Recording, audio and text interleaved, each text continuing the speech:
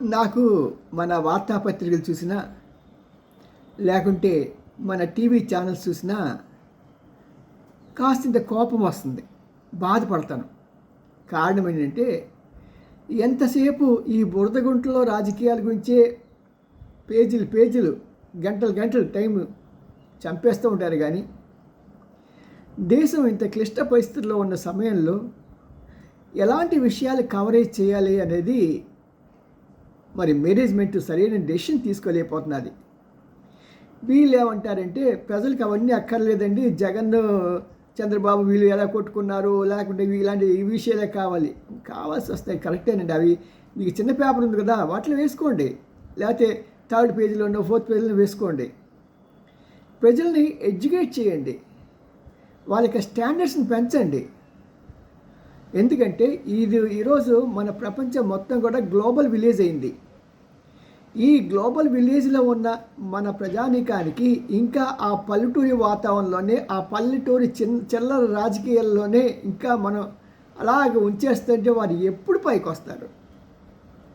వారి పిల్లలు కూడా అదే దీంట్లో వస్తుంది. ఇప్పుడు చూసారా, ముస్లిమ్స్ వాళ్ళ చిన్న చిన్న పిల్లలు, ఒక 5 సంవత్సరాలు 6 సంవత్సరాల పిల్లగాడు వచ్చి వాడు మా మా యొక్క మసీద్ని కూల్చేసి రామ మందిరం కట్టారు కాబట్టి మేము పెద్ద అయిన తర్వాత మేము ఆ మందిరాన్ని కూల్చేసి మేము అక్కడ మసీదు కడతాం, మేము 17 లక్షల మంది ఉన్నాం కాబట్టి ధార్ అని చెప్పి ఎన్నో వందల మంది హిందువులు ఉంటే వాళ్ళ మధ్య జబర్దస్త్గా మాట్లాడాడు.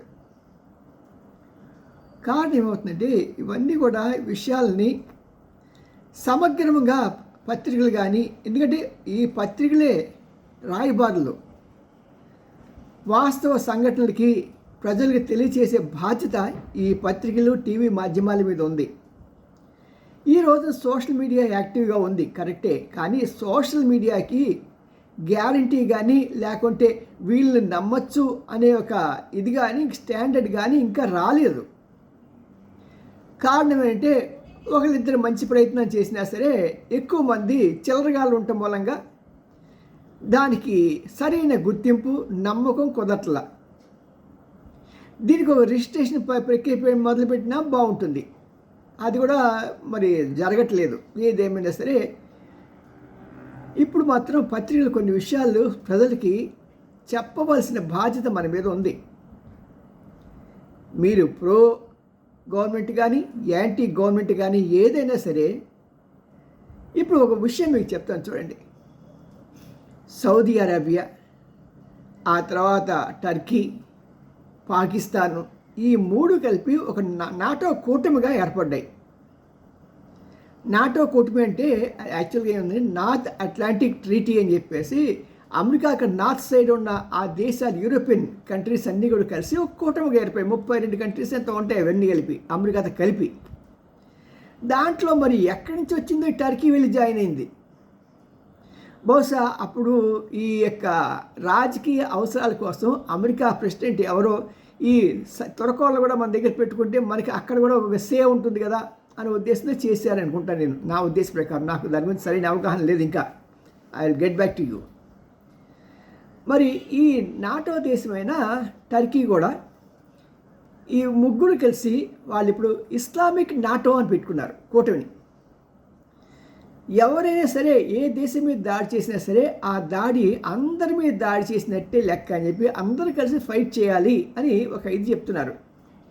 నేను ఇవాళ ఒక దీంట్లో వీడియోలు చూశాను. మరి అతను చెప్పే అతను మరి నేను ఆ రిపోర్ట్ చూశాను అది ఇది అంటున్నాడు, కానీ దాంట్లో ఇలా లేదని. బట్ బయట నుంచి వస్తున్న ఈ బీబీసీ వార్తలు కానీ, లేకపోతే సిఎన్బి వార్తలు కానీ, దాంట్లో వాళ్ళు క్లియర్గా చెప్తున్నారు, ఈ నాటో కూటమిలో ఎవరి మీద ఎవరు దాడి చేసినా సరే ముగ్గురు కలిసి వాళ్ళని ప్రతిఘటిస్తారని ఉంది. బట్ ఒక 4-5 రోజులు పడితే వాస్తవాలు ఇంకా క్లారిటీ వస్తాయి. నిందగా జరిగింది కాబట్టి మనం దాని గురించి ఎక్కువగా ఆలోచించాల్సిన పని లేదు. బట్ ఏదైనా సరే it gives a danger bells to all Indians. మన దేశంలో ఉన్న ప్రతి భారతీయుడి కూడా ఒక డేంజర్ బెల్స్ మోగిస్తున్నది. కారణం ఏంటంటే, పాకిస్తాన్ ఉన్న అస్థిరమైన ప్రభుత్వం ఎలాగైనా సరే ఒక 4 రోజులు 3 రోజులు భారత్తో యుద్ధం చేసి ఆ ప్రజల దృష్టి మరల్చి మా ప్రెసిడెంట్, మా ప్రైమ్ మినిస్టర్ హీరోలు రా బాబు. ఎందుకంటే వాళ్ళు ఎలా గెలవకపోయినా సరే గెలిచావని వాళ్ళు ఒక చక్కగా వాళ్ళు బయట కథలు చెప్తారు. మనం అది చేయలేం. మన జరిగింది విషయంలో, మన యుద్ధంలో రీసెంట్ సింధూర్లో కూడా అదే జరిగింది. గెలిచింది మనం, ప్రపంచాన్ని ఆ పాకిస్తాన్ని నమ్మించింది వాళ్ళు. దీన్ని నేరేటివ్ బిల్డింగ్ అంటారు. ఈ నేరేటివ్ బిల్డింగు పాకిస్తాన్కి తీసినంత బాగా మన దేశానికి తెలియదు. ఆఖరికి మన దేశంలోనే సగం మంది పైగా నమ్మరు. రాహుల్ గాంధీ లాంటి వాళ్ళు పాకిస్తానే గెలిచింది అని ఈ రోజుకి నమ్ముతాడు ఆయన. అఫ్కోర్స్ ఆయనకున్న పొలిటికల్ కంపల్షన్స్ ఆయనకు ఉన్నాయి. ఎందుకంటే రాహుల్ ఖాన్ కదా. మరి ఆయన ఏదైనా సరే మన చెప్తే నమ్మడు, పాకిస్తాన్ చెప్తేనే నమ్ముతాడు. వాళ్ళకి ఉన్నటువంటి ప్రేమ అది. ఇప్పుడు ఏంటంటే ఈ 3 దేశాలు కలిస్తే మనకి ముప్పు ఏంటి చూసుకోవాలి. పాకిస్తాన్ దగ్గర అణుబాంబు ఉంది. అంతేకాకుండా సుమారు 11-12 లక్షల మంది సైనికులు ఉన్నారు. అంటే యుద్ధంలో డొక్కా మొక్కి తిన్నవాళ్ళు. వాళ్ళు 5 యుద్ధాలు చేశారు. 5 యుద్ధాలు మంతనే చేశారు. ఇంకెవరితో 5 యుద్ధాల్లో ఒకే ఒక యుద్ధంలో గెలిచారు కొద్దిగా ఫస్ట్ బిగినింగ్లో. మిగతా అన్ని చోట్ల చావు దెబ్బలు తిన్నారు. కాబట్టి వాళ్ళు మాకు అనుభవం ఉంది, వీఆర్ సీనియర్స్ అంటారు. ఓకే. ఇంకా సౌదీ అరేబియా దగ్గర 2 లక్షల మంది ఉన్నారు. వాళ్ళంతా కూడా ఆ దేశ సైనికులు కాదు, ఎక్కడి నుంచో వచ్చిన కిరాయి మనుషులు. కిరాయి మనుషులు దేశం కోసం నిలబడతాడా? చెప్పలేం. నిలబడవచ్చు, పారిపోవచ్చు. నెక్స్ట్ టర్కీ కూడా తనకి సరైన సైనిక బలం ఉంది. అంతకన్నా కూడా డ్రోన్ల ఆధిక్యం ఉంది. ఇవి మన సౌదీ అరేబియా గురించి చెప్పుకుంటూ అపారమైనటువంటి ధన సంపద ఉంది. అన్నిటికన్నా ముఖ్యంగా వాళ్ళ దగ్గర ఉన్న పెట్రోల్ నిక్షేపాలు చాలా ఎక్కువ. అవి అఫ్కోర్స్ ఇంకో 30 సంవత్సరాల తర్వాత అడుగుతాయి. కానీ ప్రస్తుత పరిస్థితుల్లో వాళ్ళు they are very much happy with this fuel. మరి ఇలాంటి సమయంలో వాళ్ళు అలా కూటమి ఏర్పాటు చేసుకుంటే మన భారతదేశానికి నిజంగా పక్కలో బల్లెమే. మరి ఇలాంటి విషయాల గురించి మన వాళ్ళకి తెలియచేయాల్సిన బాధ్యత పత్రికల మీద లేదంటారా? ఎందుకంటే ఇప్పటికీ మన దేశంలో ఈ యొక్క ముస్లిమ్స్ వాళ్ళు ఎవరైనా సరే మేము మసీద్ కట్టుకుంటామంటే వాళ్ళకి స్థలాలు ఇచ్చేస్తారు. చర్చెస్ పాస్టర్లు వెళ్ళిపోయి మీకు ఒక ఎకరం మాకు ఇవ్వండి, మేము ఇది చర్చ్ కట్టుకుంటామంటే ఇప్పటికీ ఇచ్చేస్తారు. వాళ్ళకి అటుపక్క నుంచి ఫండ్స్ వస్తున్నాయి, ఇటు నుంచి వస్తున్నాయి. 2 పక్కల కూడా హ్యాపీగా ఎంజాయ్ చేసేస్తున్నారు. మరి మన దేశంకి ఏమైందంటే అటు అమెరికా నుంచి ముప్పు వస్తున్నది, ఇటు ఈ ముస్లిం కంట్రీస్ నుంచి ముప్పు వస్తున్నది. ఇప్పటికీ భారతదేశంలో మన మతాన్ని తిడుతున్నా సరే, మొన్న ఇంకొక అమ్మాయి అన్నది, ఈ యొక్క హిందూ దేశంలో హిందువులు కొద్దేవాళ్ళు, వాళ్ళకి మేము ఏమన్నా సరే వాళ్ళు పట్టించుకోరు, వాళ్ళకి అంత దమ్ము లేదు, మేము పెద్దవనండి వాళ్ళు పని పడతాము అని చిన్న అమ్మాయి చెప్తున్నది. నిజంగా ఏంటంటే మన యొక్క శాంతి స్వరూపాన్ని వాళ్ళు చాలా ఇదిగా అర్థం చేసుకుంటున్నారు, చేతకంతరంగా.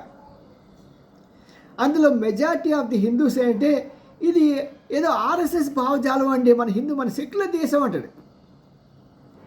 సెక్యులర్ దేశం అనేది మీకు అసలు రూపం ఎప్పుడు తెలుస్తుందంటే రేపొద్దున వాళ్ళంతా డామినేట్ చేసి మన ఇంట్లోకి వచ్చి మన ఆడవాళ్ళని మానభంగాలు చేస్తూ వాళ్ళకి 3వ భార్యగానో 6వ భార్యగానో పెట్టుకుంటూ వాళ్ళ దగ్గర ఒక డజనో లేకపోతే పుంజీడో పిల్లల్ని కనిపిస్తూ వాళ్ళ మతంలోకి సంఖ్యను పెంచుకుంటూ ఉంటే అప్పుడు కానీ మనకి బాధ తెలియదు. అది నేను కఠినంగా మాట్లాడుతానని మీరు బాధపడకండి, వాస్తవంగా జరగబోయేది అదే. మన ఇలాగే కూర్చుంటే వాళ్ళు అలాగే చేస్తారు. అలా అని చెప్పి నేను ఏ ఆర్ఎస్ఎస్ సభ్యుడినో లేకపోతే బీజేపీ సభ్యుడినో అనుకోకండి. వాస్తవ పరిస్థితులు నేను గత సుమారు ఒక 40 సంవత్సరాల నుంచి అబ్జర్వ్ చేస్తున్న విధానాన్ని బట్టి మీకు తెలియజేస్తున్నాను. ఇప్పటికైనా చైతన్యం కలిగి రావాలి. మనం చేయలేకపోతే చేయగల వాళ్ళకి సపోర్ట్ చేయాలి. అంతేగాని వారిని మన దేశాని కోసం పాటుపడే వాళ్ళ మీద బురదలో రాళ్ళు తీసి వాళ్ళ మీద వేయటం చాలా అవివేకం. మరి ఇలాంటి దుష్పరిణామాలు ఉన్న ఈ సమయంలో ఏం చేయాలి? మనం ఏమి చేయక్కర్లా, మన చుట్టుపక్కల ఉన్న హిందువులంతా కూడా ఐక్యతగా ఉండాలి.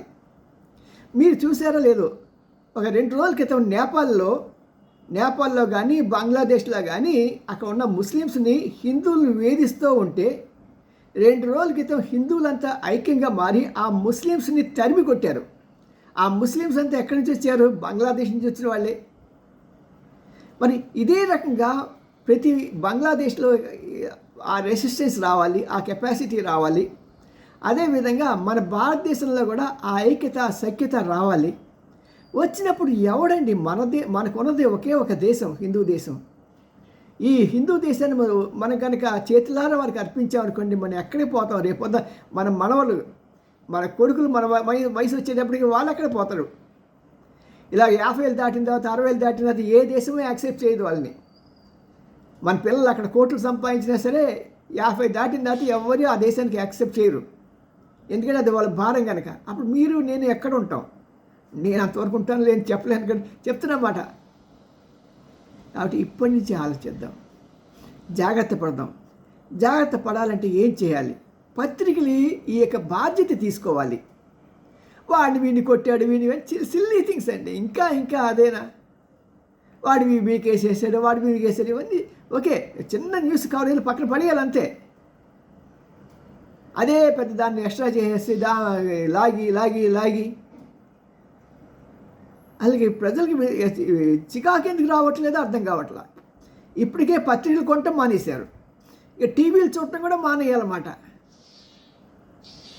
మరి ఇప్పటికైనా పత్రికలు అదేవిధంగా ఈ టీవీ ఛానల్స్ చైతన్యం తెచ్చుకొని భారతదేశాన్ని హిందూ రాష్ట్రంగా మలుచుకునే హిందూ రాష్ట్రమే దాన్ని పటిష్టపరచుకోవాలని మనం అంతా కూడా ఐక్యంగా సఖ్యతగా ఉండి మన పైన దాడి చేసేవారిని మనం ఎదిరించగలిగి మనం రక్షించుకునే స్టేజ్ రావాలని కోరుకుంటూ మీ N Ramji, senior journalist, Gudiganti TV 9. Like చేయండి, షేర్ చేయండి, సబ్స్క్రైబ్ చేయటం మాత్రం మానకండి. బాయ్.